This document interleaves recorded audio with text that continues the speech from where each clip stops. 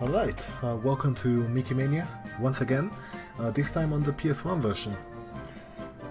If you missed the task run of the SNES earlier, then this is your chance to watch this. This one is much longer than the task, of course, and being the PS1 version, we won't be like skipping levels with warps and zips, so you can see the game in its entirety. We're ready to go in 3, 2, 1, go. A bit of background on this game. This game came out in 1994 originally on the Super Nintendo, Sega Genesis and Sega CD. And later in 1996 there was a bit of a remake for PS1, but it was PAL only. So this is on the European version, 50 FPS as opposed to 60. You might notice the game is quite a bit slower than it was on the SNES version earlier. Just everything runs slower. However, the graphics are much improved, as well as the music, of course. Here we have the first bit of a skip in the game. We jump on the bird to get on top of these balconies earlier. Otherwise, casually we would have to jump on this thing right here. Notice this thing that I just touched is the checkpoint. This is a rocket, another checkpoint system in this game. It's not just like any other game. What happens is, if you haven't touched the checkpoint and you die, then you go back to the start of the screen. However, if you touch the checkpoint and then you die, you don't respawn at the checkpoint, you respawn where you last touched the ground. So, as you can imagine, we can abuse this in the run, since you might see that taking damage doesn't slow us down, it doesn't stun us, it doesn't push us anywhere, it just gives us some iframes. So we can just take damage in order to skip having to wait for cycles and kill enemies and stuff. And dying just helps us refill our health. There, you notice I went down from the crate instead of just jumping to the right. That's a bit of a secret area down there that skips a bit of a boss. And now we're in the second cartoon of the game, the Mad Doctor. The game is organized in 6 different cartoons, each representing one of the earlier Mickey Mouse cartoons. This was the game was supposed to be released in honor of some anniversary of Mickey Mouse. So you play through Steamboat Willie, the Mad Doctor, and 4 other old cartoons. This came out before Runaway Brain. And coming up is the first auto-scroller of the game. Here we can't really do anything to make this go faster. We are riding some gurneys in the Mad Doctor's castle. It's all very spooky. Plenty of bats and skeletons.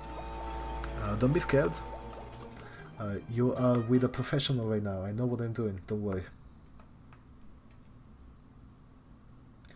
And here is the first 3D level of the game. You did not see this on the SNES earlier, because the SNES does not have this level. All other versions of the game do have it in some form.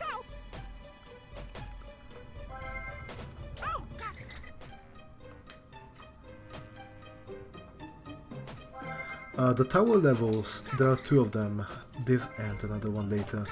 They're coded in a bit of a weird way.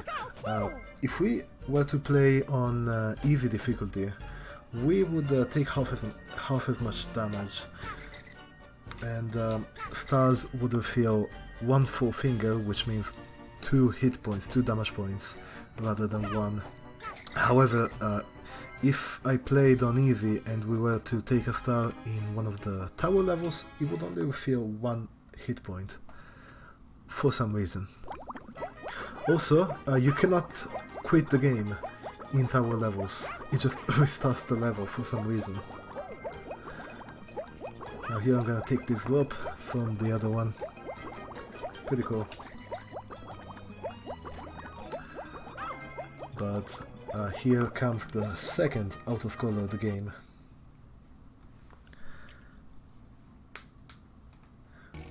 We're going to go up this lift. Now I'm not taking any secret areas apart from the one that we took earlier to skip the boss.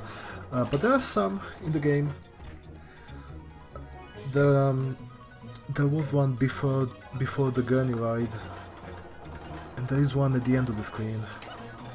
They all lose time, however. But they give you some extra health and some extra lives. 160, no, this is 50 FPS. I mean, the stream might be in 60, but the game is running at 50. However, I was watching a casual player play this game a few days ago, and he was playing on a PS Classic, and it was actually going at 60 FPS. I'm wondering why. But here we're going to make a chemical bomb. Don't mind me. And we're about to face another boss, the Mad Doctor himself.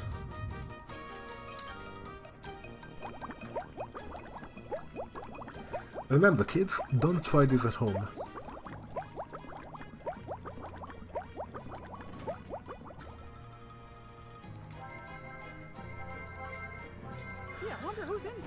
As far as the music goes, it is pretty good.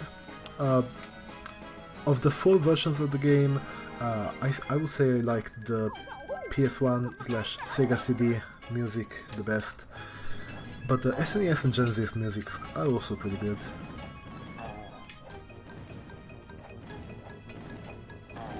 Now the Mad Doctor here, he takes 6 hits to die. And we want to be on the right side as much as possible when he dies. Because there is this unskippable cutscene where we walk to the right. So if we were all the way on the left, then we would have to walk all the way over here.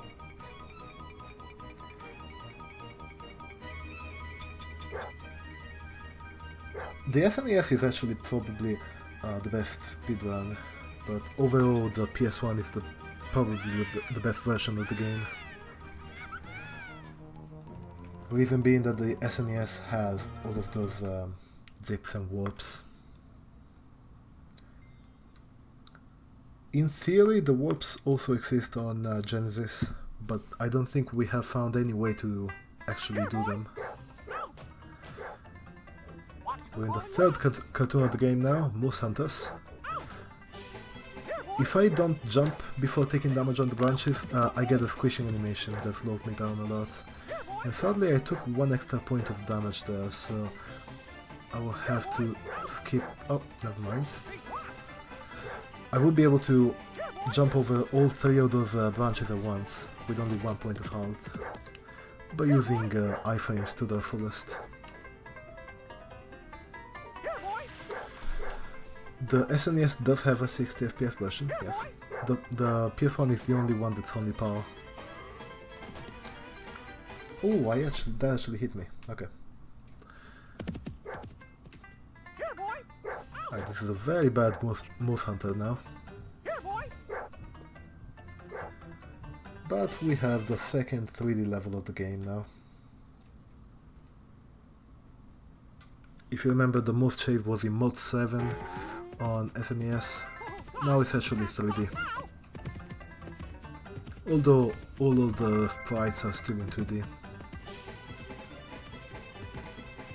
Actually, I guess the fence might be in 3D, but the rest is very much 2D.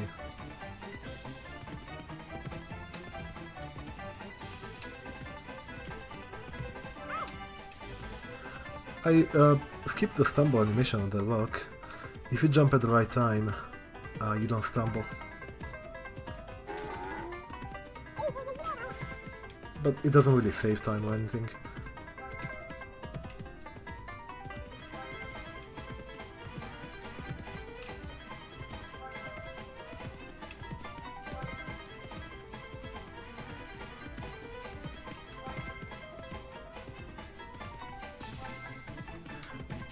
As I said before in the SNES run, the apples refill a hidden stamina meter. So if we don't take apples for a while, we will slow down and eventually the moves will catch up to us. And all sorts of bad stuff happens when the move catches up to us. We get a unique death animation where the move just runs us over and then we have to do the chase again. Kinda cold out here, isn't it? I don't know why. Like, if the move runs you over and then just goes past, then why do you have to do the chase again? The move is past, right? I actually failed this jump here, which is not great, but I have enough health anyway. And I can just jump off of the raft. We did not do that in the SNES because on SNES your movement is actually locked on the raft.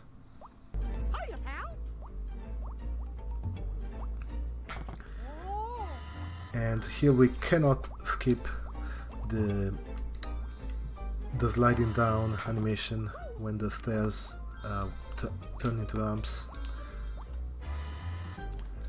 because the trigger is just too far down.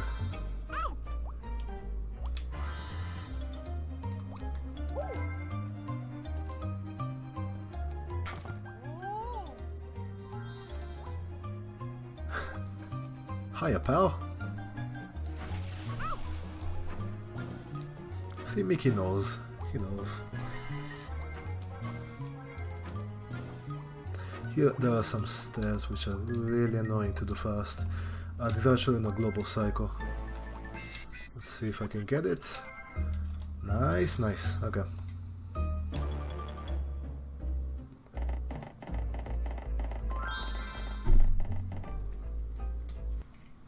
As far as I've heard, the reason why there's no NTSC version of this is because at the time, in 1996, Sony America wasn't accepting 2D games, even though this is not fully 2D. It's mostly 2D.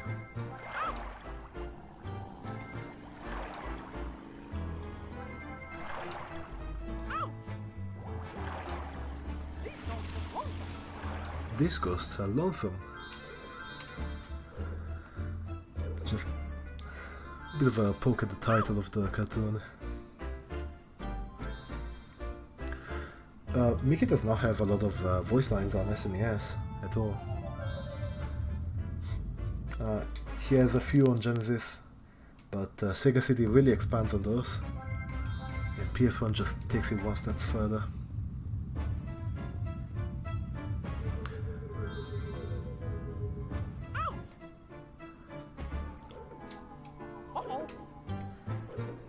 I guess they were, yeah. That's just what I heard. That they weren't accepting 2D at the time, but they did start accepting them later. While Sony Europe was accepting them. Sony Europe was just completely fine with that.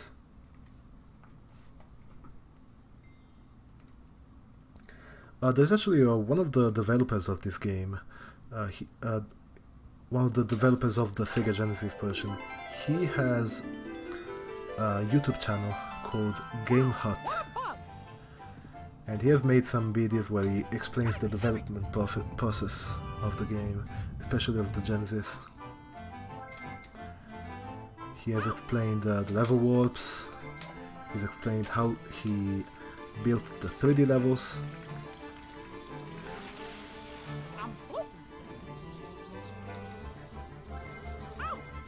And I believe he is also one of the developers of some Sonic game, not quite sure which one.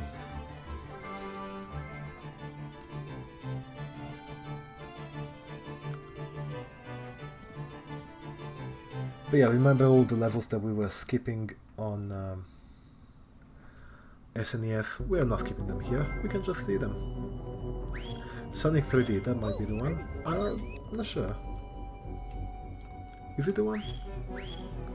I think it was a 2D on Genesis.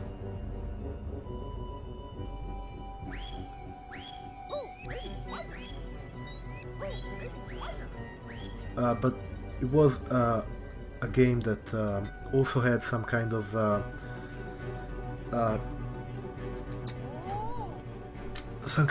technique, just like the level warps on this game, where people found out that if you shake the cartridge a bit or whatever, if you fiddle with the cartridge, then you get like a secret bonus level. And he explains that the bonus level is just triggered by any error. It's not like the secret to do it. It's just make an error and you get the bonus level or something. But I am not really qualified to talk about that because I have not played that game.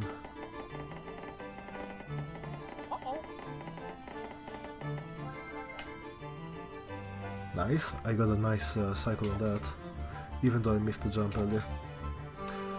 And yeah, these stairs here are really annoying. If I can get this jump on the butterfly to get up, nice.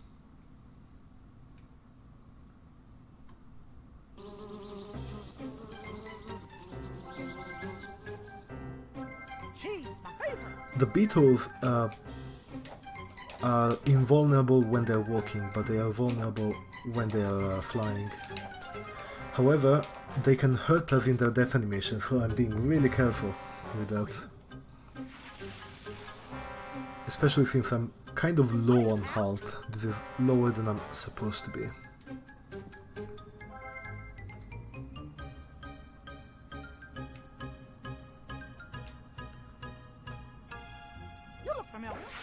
As I said before, the run is all about health management.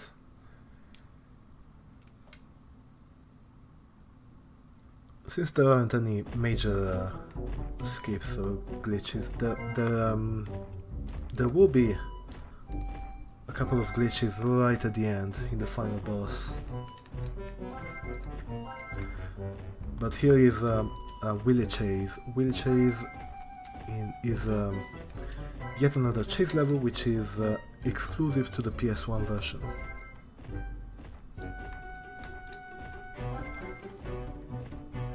Every other level that's on PS1 is also on like Sega CD, except this one.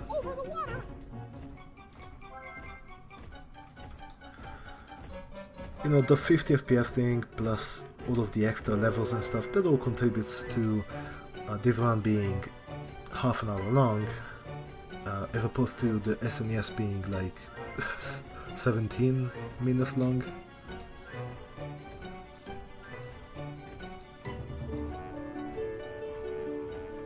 Oh, I'm not in a good shape there, but I'll be fine.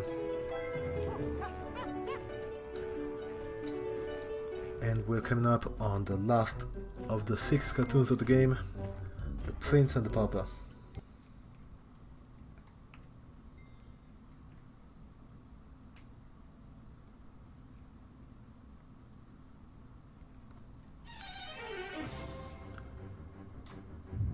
We start with the chandeliers that we saw earlier on SNES. They're placed differently and they're probably much easier to maneuver on PS1 than they are on SNES. You also get some nice amount of momentum from them.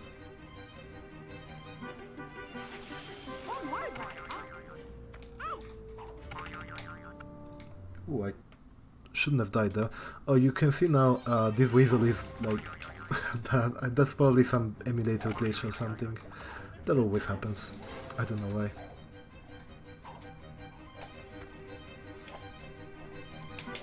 I don't think it happens on the console, but I haven't really tested that. Notice the iframes. We can pass through the dagger throwing weasels during their iframes.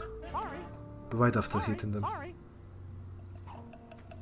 And they show their nice polka dot underwear. Hitboxes. Just jump on everything.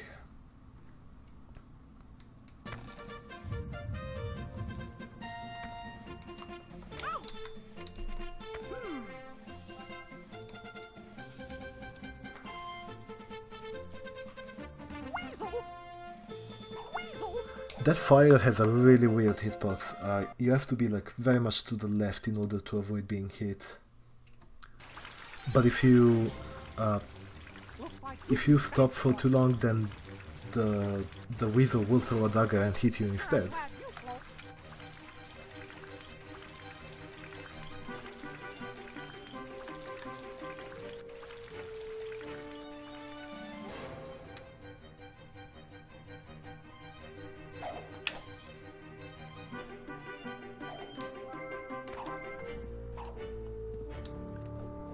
Alright, here I have just enough health to do a jump over here. I get off this platform early, much earlier than I'm supposed to.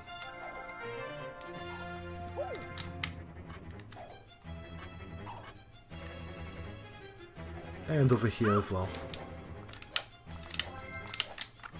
Oh, that's bad. The first marble that I threw actually hit one of the rotating platforms, so it didn't hit the weasel as it was supposed to. So I died before taking the checkpoint, and this is what happens then.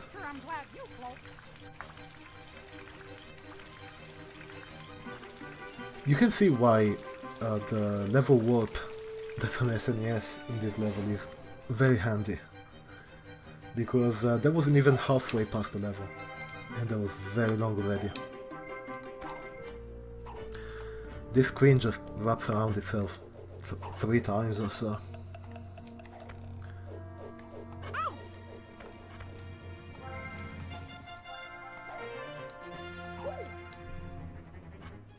And that was probably a third of the way through.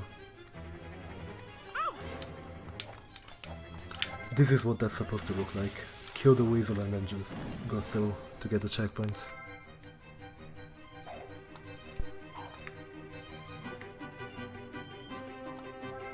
But I might be able to avoid a second death down here. I will probably take 1 death right at the end. Because the next screen after this is one where we really want to be at full health.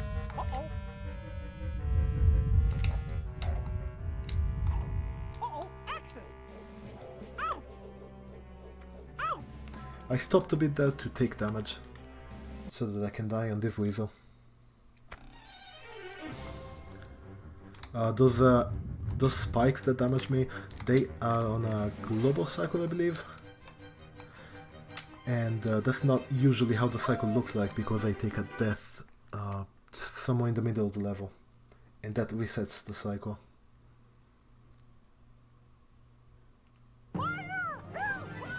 And now we have our second tower level, this time on fire, and we're going up instead of down. The fire will obviously never catch up to us, but casually it might scare you a bit.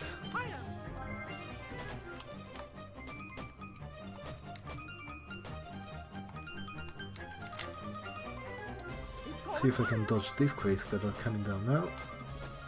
Yep, those are pretty easy to dodge. The main thing that you try to do in this level is try not to get stuck on the side of the platforms. Notice how the metal spiky balls that were coming down sound just like the wooden boxes.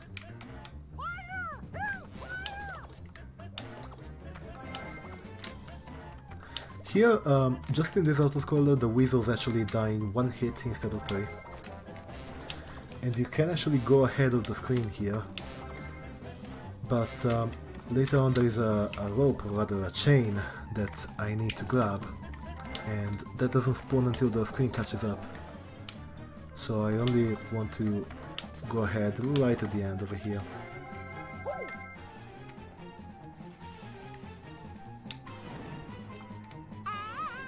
this is the chain.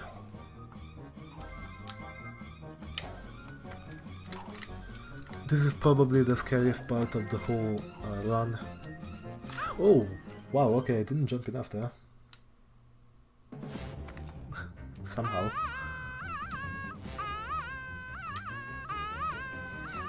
Just thousands in the game. I jump low there to avoid being hit by the weasel, but as you can see, that can have its drawbacks.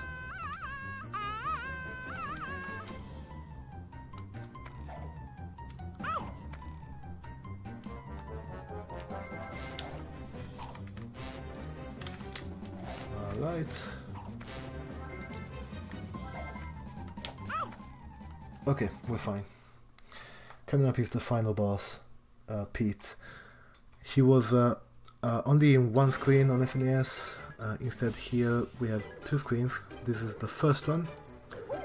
This is only on the Sega CD version and on the PS1 version. We are calling all the Mickeys that we freed earlier, and they're helping us defeat Pete.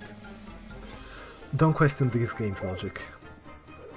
There is no real story to it.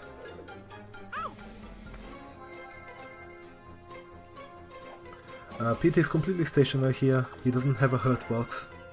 He doesn't do anything. All we can do is just hit his pencils at either side 6 times and let the other Mickeys do the work for us.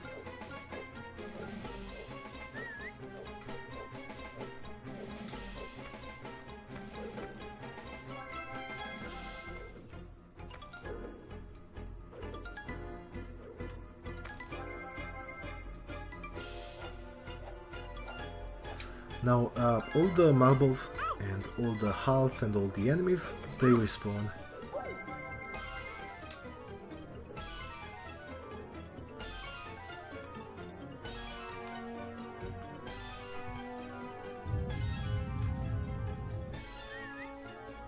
However, this will take a while.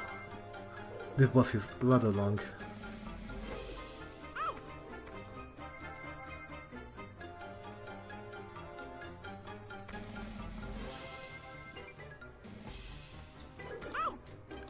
Okay, this is somewhat scary.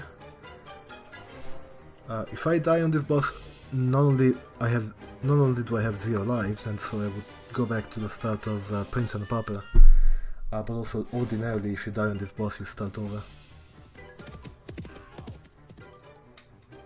So I'm going to have to be a bit careful, and maybe abuse level select if I have to.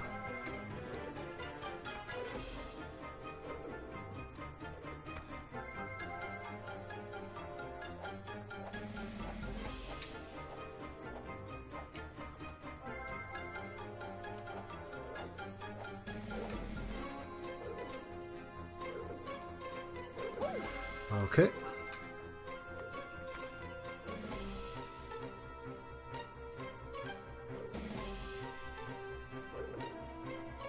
By the way, how the continuous system works in this game. If you die on 0 lives, you get a continue.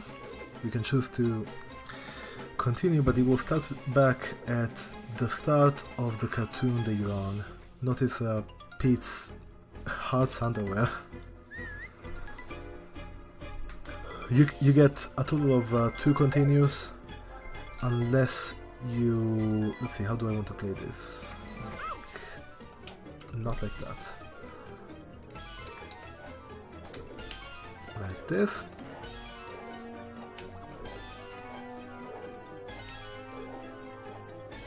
And this. I should have killed him. Or killed one, I guess. Coming up with strats on the spot for safety.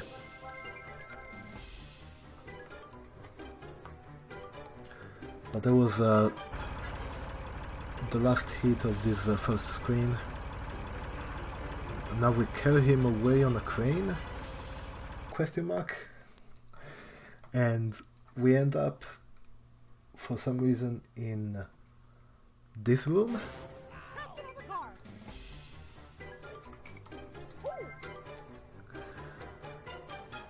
And you might recognize this boss from SNES.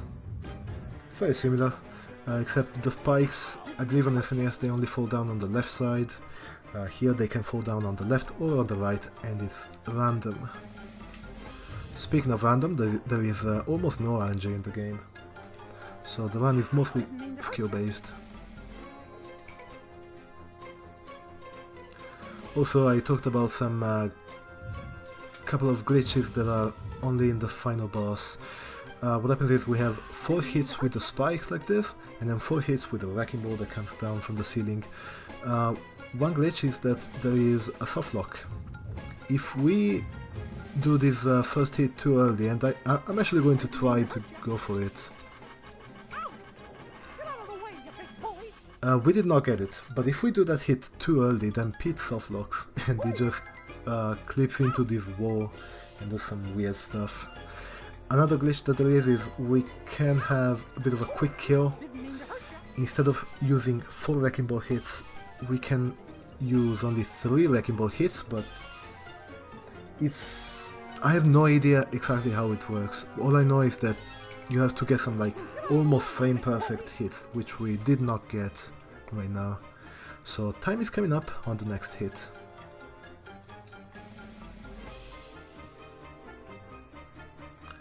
And time.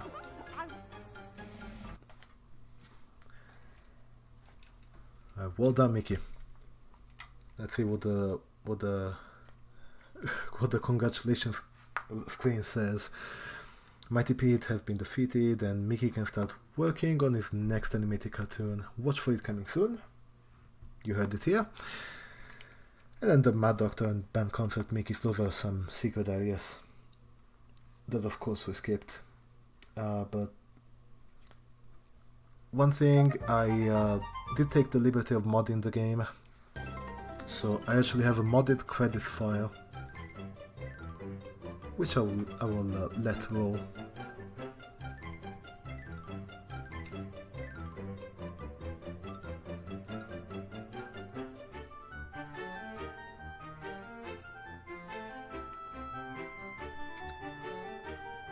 Incidentally, this is the credits file is the only one that's not actually encrypted. It's just a normal text file.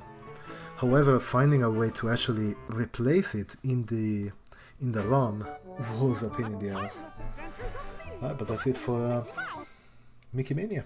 Thank you for having me, and goodbye.